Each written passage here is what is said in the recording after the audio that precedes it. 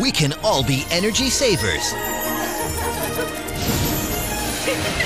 It's easy.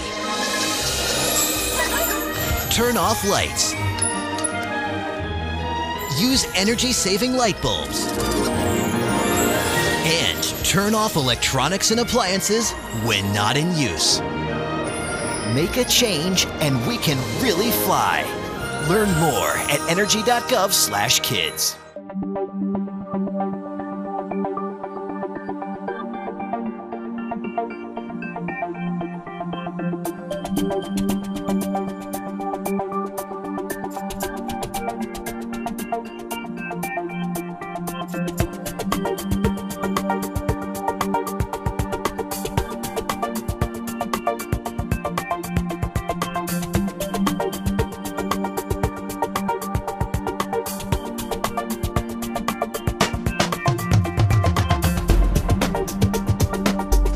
Welcome to This Week with Sheriff Dave Phelan, a weekly program on LSN television right here in Lancaster, and also on a number of radio affiliates throughout Fairfield County. Do appreciate you, the viewers and listeners, that join us each and every week, and certainly it is a blessing to be your sheriff, and certainly it's been a wonderful 12 years as I'm starting into my 13th year and my 4th term as sheriff.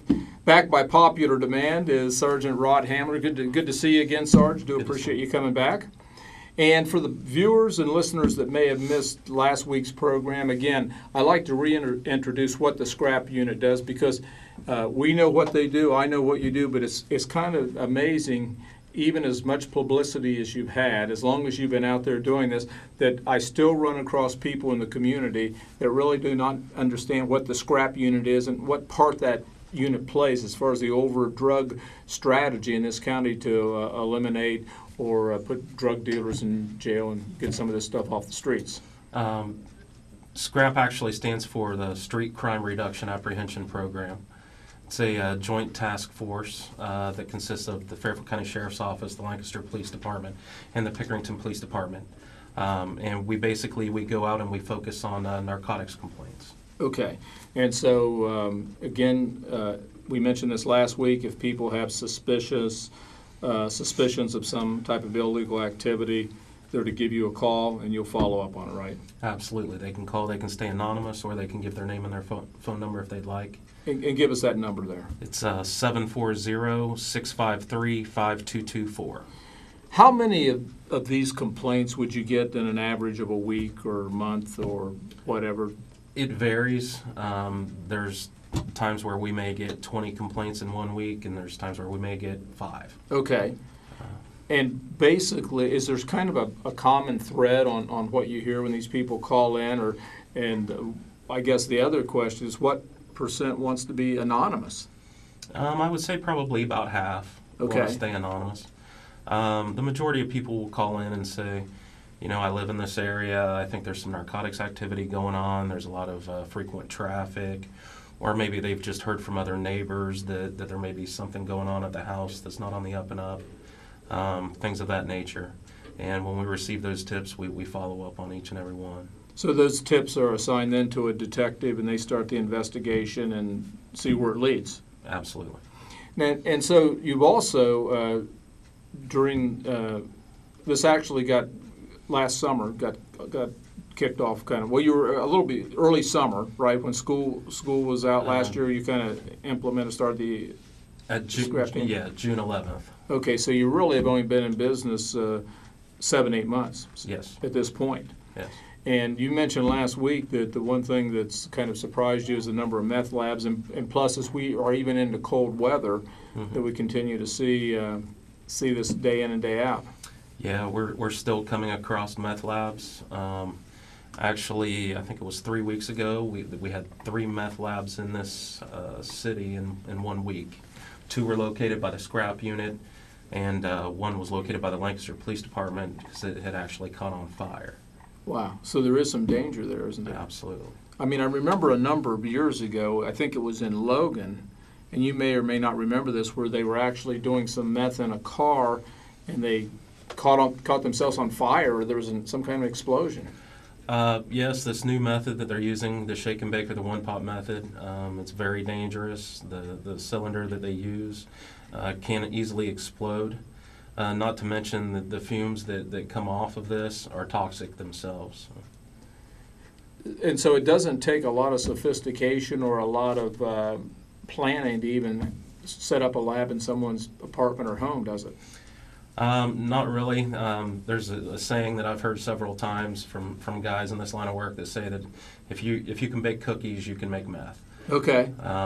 You know. What's some of the signs of say if you're a apartment manager, or maybe you have a rental property out there, or maybe you're a neighbor, that would kind of alert you that there might be a meth lab in the neighborhood? Of course, if it's winter and they have the windows up, that's an indication. If you're smelling any type of chemical smell. Is it like an ammonia smell? It's like an ammonia type smell.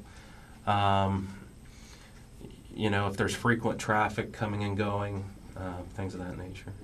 Now, you do some speaking events. If there's a civic organization out there or a school or something, do you have a representative, or do you come in and maybe show people what some of these drugs look like? A lot of times I've been doing them here recently. Okay. You know, I do have a PowerPoint presentation that, you know, if they would like for me to stop out and go over the PowerPoint presentation, talk to them a little bit about narcotics in our community, I'd be more than happy to do that. People pretty surprised sometimes what they see? Or I think they are when they actually see the statistics, yes. And you know, it's kind of a funny thing, because if you look at Lancaster, or you look at this community, we still are a safe and secure community. And sometimes, I mean, we don't see a lot of this stuff overtly. Mm-hmm. They're operating on their cell phones. They're meeting behind the restaurants. They're meeting behind the schools. They're meeting in the church parking lots. You name it. So it's not kind of like when I was with the Columbus Police Department, you would have, and I know you probably see some of this, but you don't have the thing where the drug dealer's on the corner. Right. And he runs up to the car, and then they run back and forth, and then they kind of deal, or they run from the house and this kind of stuff. So a lot of it's so mobile. A lot of it's mobile. A lot of it's a lot more closed doors than you would think. You know, a lot of times it does take us a few weeks of conducting an investigation before we actually execute a search warrant and things like that. So is there any area in Fairfield County where there's a more of a prevalency of drug trafficking and things like that? And not to put you on the spot, but I think that there's some areas that probably are more prone to it, or some of the... I mean, I really don't think it's that big of a secret that, you know, there is a lot of narcotics activity on the west side of Lancaster. Okay. But then there are areas in the county, too, where we have a lot of narcotics. You know, when you get out into the rural areas, then that's where we get more of our marijuana grows in cornfields and things of that nature. Inside of the city of Lancaster, I think it's just because it's more populated. It's easier for them to kind of stay under the radar. And that's interesting when you talk about grow operations, because some of those are actually in farm fields where there's corn and things around it. That's correct. How many times does the farmer not aware of it, or they're involved? There are times where I'm sure the farmer is involved, but I'm sure that they also get taken advantage of quite a bit. I'm sure that people actually do go in there and pull some of their corn and plant some plants. But, you know, last summer we did do ERAD in our county. Tell us what ERAD is. That's basically where we fly over the entire county in a helicopter, and we try to spot the marijuana plants that are planted in cornfields or on people's properties and things like that. And you do that with the Bureau of Criminal Investigations, BCI and things like that. And so how much interaction do you have with maybe some of the federal people or some of the people out of Columbus or DEA and things like that? Because I'm sure a lot of the drugs coming into town. Well, let me ask you this. Where typically do the drugs come from to get into Fairfield County? A lot of them do come from Columbus, and we have worked hand in hand with their task forces up there. If we get information that somebody's going to a certain area of Columbus and they're purchasing heroin or things like that, we'll contact them and have them start watching that area while we're watching the area in our county. And how many times do you find guns associated with these drug dealers and people? Quite a bit. Yeah, I know that one house at least on the meth or on the marijuana operation, he had a lot of firearms. Yeah. Yeah. And a lot of times they're usually in the same area. Right. They usually have their narcotics in a safe with the guns or.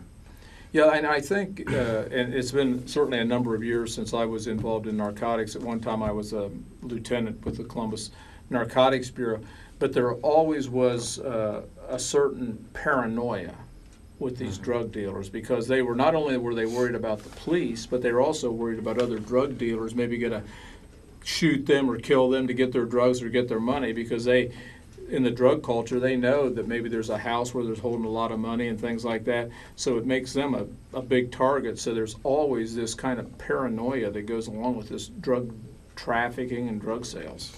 And I agree. We've came across people that haven't slept in days just because they've been on meth, and meth can keep them up going for days and days on end. What percentage of the people that are actually selling these drugs are addicted? I would say probably 95%. So most of these people are addicted to the drugs they're selling, or they're usually selling to support their habit. Yeah. I was reminded of a number of years ago where there was a guy that was arrested, and in fact this was something that we had heard a number of times, where they said, we're kind of glad it's over, because we were so scared about, we kind of got in over our heads. There's a lot of money, there's a lot of problems with these kind of things, and so they were glad that they were going to be kind of even though it wasn't a good ending, they feared that maybe their life was going to be in jeopardy. And we have encountered some people that, after we've arrested them and after they've gone through their detox phase and things like that, they have thanked us. They told us that we probably saved their life. And sadly enough, this last year was a really tough year as far as drug overdose in Fairfield County, where you had the heroin and the opiates, and certainly it's no secret that there's really probably now 60% of the population of the Fairfield County Jail is addicted to heroin and opiates. Mm-hmm. So it's very, very difficult. Now, how long have you been on with the Sheriff's Office? 13 years. 13 years ago. So 13 years ago, when you came on, did you see any of these dynamics, or was it on a smaller scale, or how's that changed? I grew up in Lancaster, and so you went to Lancaster High School? Yes. Okay. And when I went to school, there were, of course, there were kids that smoked marijuana and maybe drank on the weekends and things like that. But I can honestly say I had never heard of heroin or seen heroin or crack cocaine or methamphetamine. It just wasn't prevalent. It wasn't around at that time. It's been kind of amazing how the problem exploded just in a short number of years.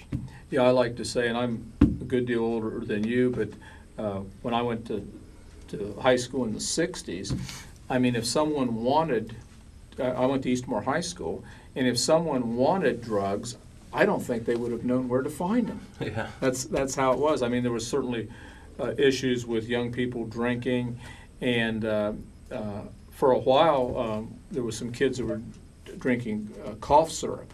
And I don't know if people still do anything like that or not, but that was kind of they would get the codeine or get in the cough syrup, and whatever the product was, I don't even recall, but they would drink that, and they would actually get hooked on drinking cough syrup. Really? Yeah.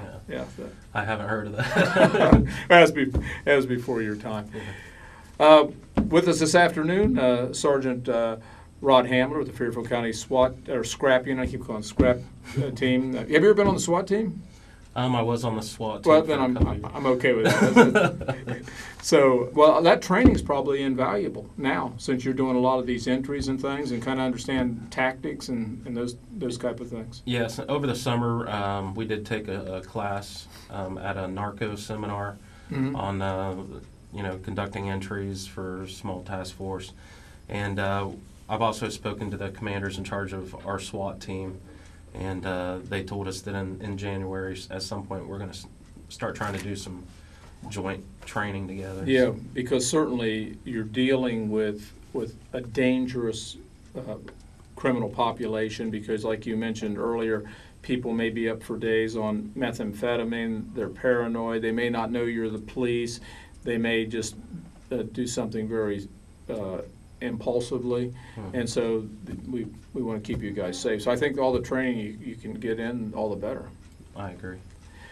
Do appreciate you being here, Sergeant Rod Hamler with the Fairfield County Scrap Team and a member of the Fairfield County Sheriff's Office, a 13-year veteran. They've done a terrific job during the last 7+ months that they've been with us. Well, the clock on the wall says we're just about out of time. Do appreciate you, the viewers and listeners that join us each and every week, and I would be remiss if I didn't thank the students at the Fairfield Christian Academy who put this program together each and every week. They produce it, and at absolutely no cost to the Fairfield County Sheriff's Office. So this is a wonderful venue that we have to get information out about what's going on in the community, some of the things we're doing, some of the initiatives that have been taking place in the Sheriff's Office, and some of the community leaders that we have on our program each and every week. Until next week, same time, same place. If you're out there driving, buckle up, God bless, and we'll see you right here next week.